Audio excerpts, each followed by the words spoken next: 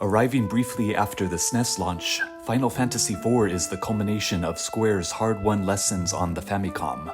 Shedding the antiquated feel of 1, haphazard experimentation of 2, and occasional excesses of 3, FF4 delivers a fast-paced adventure that remains a blast decades later. Some may find it shallow and linear, however the experience can alternately be viewed as streamlined and well-directed, high compliments for an RPG from the early 90s. Subsequently continued throughout the series, 4 introduces moral conundrums of greater nuance than a simple good versus evil quest. In this matured narrative, you're no mere inconspicuous weakling suddenly swept away by fate, but an established elite captain of the barren empire. Unaware that the king was possessed by a malevolent outside force, the protagonist Cecil begins questioning his increasingly heinous missions and braves the consequences of breaking off his allegiance. Besides an empire manipulated from another world, you'll be dealing with numerous losses, betrayals, and identity-shattering revelations. The journey speeds along through swiftly changing locations and frequent additions and departures to your 5-member roster. Presented with immense gravitas and impressive character development, the cutscenes now overflow with the series' trademark grandiosity. FF4's biggest gameplay innovation is the active time battle system.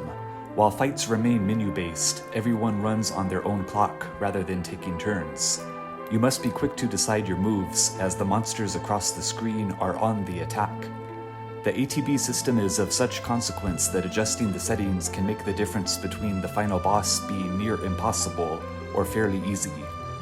Dungeon layouts are even more convincingly designed and novel, such as a magnetized cave that renders metallic equipment useless. Adopting sci-fi and modern horror elements, enemies generally exhibit more style and creativity than the wildlife and monsters of past games.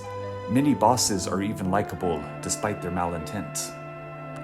Redoing the gaudy color palette and primitive environmental tiling of the original 1991 version, the graphics are far more pleasant, resembling a late-generation 16-bit title. Widely encompassing and unforgettable, the original soundtrack is still so integral to the experience that I had little desire to sample the arranged version. First heard as Cecil and Kane reluctantly embark on an extermination mission, the world theme impressively maintains a tension between overbearing loneliness and the slightest glimmer of optimism.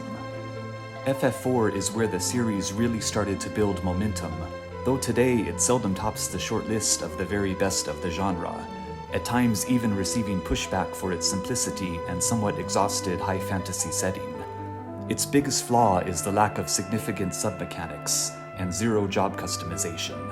While that makes FF4 a good starting point for beginners, experienced RPG fans will have to rely on its timeless music and emotional pool, or choose the 3D remake which introduced the highly malleable augment system. Whether you consider FF4 an enduring classic or rather outdated, the series would continue to shine even brighter throughout the 90s and beyond.